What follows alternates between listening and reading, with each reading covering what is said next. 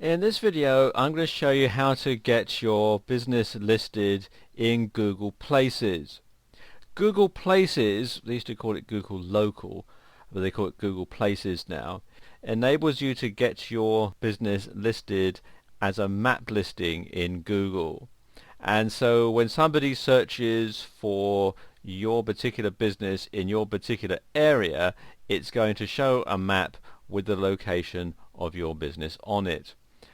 Just to give you an example here, I'm searching here for restaurants in Glasgow Merchant City, and if I scroll over a bit you can see that there is a restaurant listed.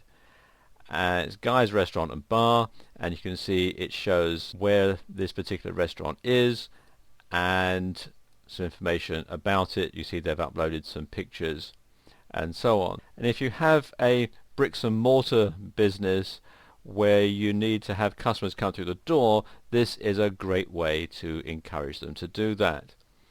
Also, when you have your business listed in Google Places, it has a listing on Google Maps.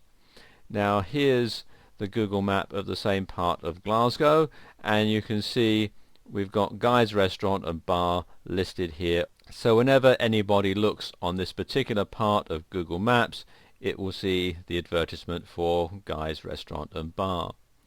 And it's a completely free service that Google offer. Okay, to get your business listed, what you want to do is to come to Google Maps for your country. I'm in the UK, so I'm at maps.google.co.uk. If you're in the US, you'll be at maps.google.com and so on. And then click here on this link where it says put your business on Google Maps. So click here, and then you need to sign in with your Google account. So I'm just going to sign in now.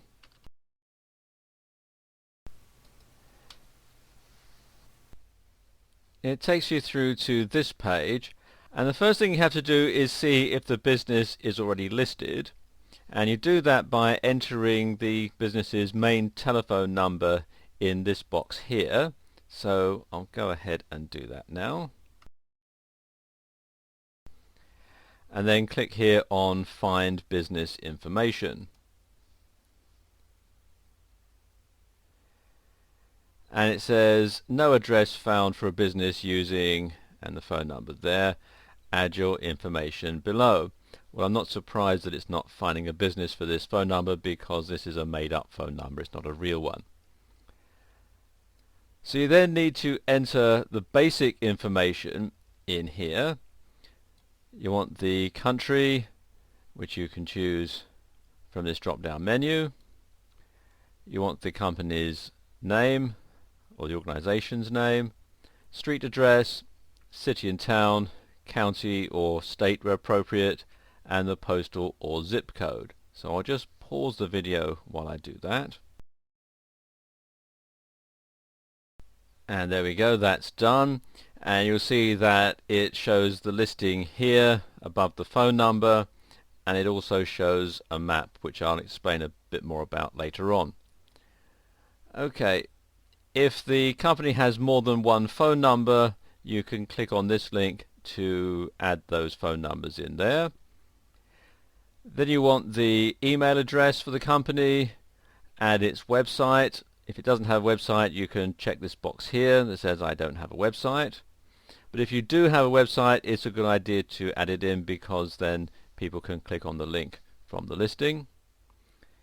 Then you want to enter a concise description in here. As you can see, it says 200 characters.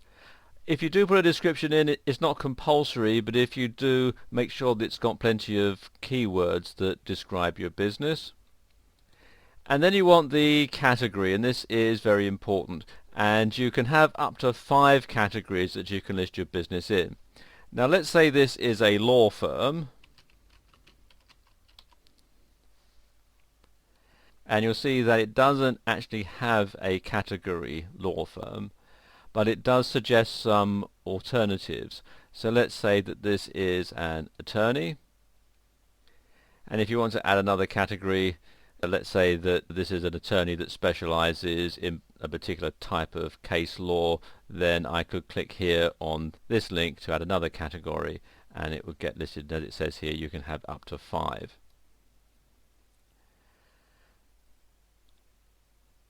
Then we have the service areas and location settings,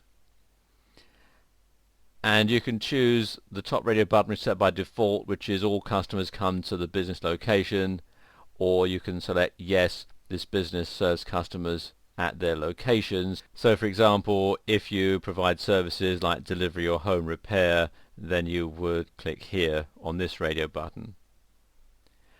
Then you have the hours of operation, and you can select them here, or you can not specify. And as it says here, if you split the hours, for example, if you run a restaurant and it's open at lunchtime and then it closes in the middle of the day and then it's open again in the evening, you can set that there. Then we've got the payment options, and again, if you have a restaurant or a retail store, you'd want to check as many of these as apply, as many of these tick boxes, so that your customers know how they can pay you. Then there's photos, and like in the restaurant example that we looked at earlier on, you can have some photographs in your listing. As it says here, you can have up to 10.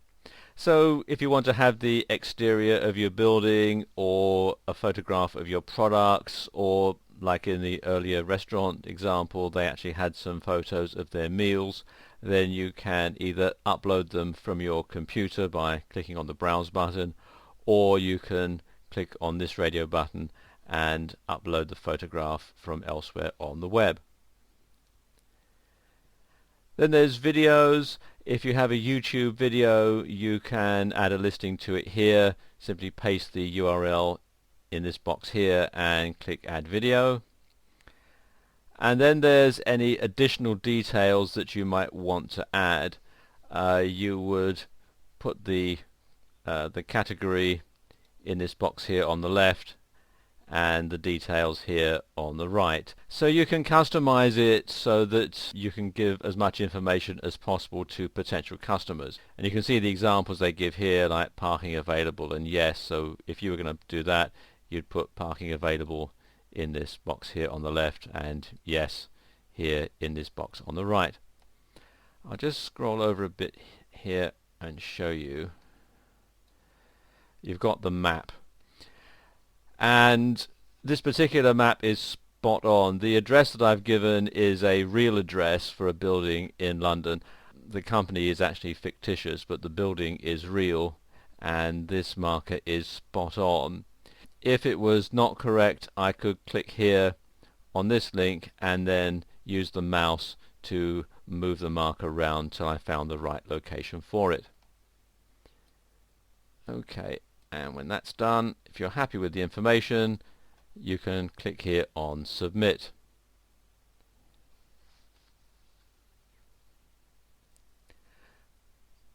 Then you'll have to validate the listing. Now in the UK this can only be done by postcard. Google will send you a postcard and then you'll follow the instructions on it to validate the listing.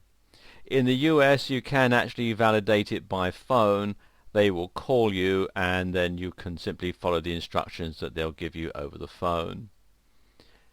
When you're validating by postcard, you can also have a contact name, which is useful if the organization is quite a large one, so it makes sure it gets through to the right person. One other thing that I need to point out that's very important is when you set up your Google Places listing, you must use a Google account or an email address that belongs to your business.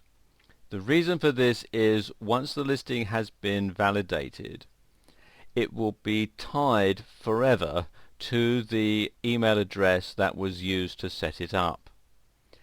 So if you have one of your employees use their own personal email address, then if that employee leaves and you need to change any of the listings, say your company moves to a different location, or you change the opening hours, or you change the phone number, you're going to have a bit of a problem. So you want to make sure that this is your own company email address and your own company Google account, so that if you ever need to log back in and change this listing, you can easily do so. I've used my own Gmail account to set this particular demonstration up, but because this is all fictitious, that doesn't really matter. But if you were doing this for real, and certainly if I was doing this for real, I would want to make sure that this was an email address that was linked to my business.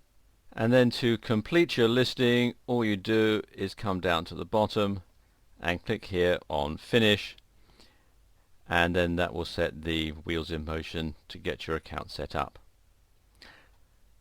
And if you follow the instructions that I've given you in this video, you'll find it very easy to set up an account on Google Places and Google Maps.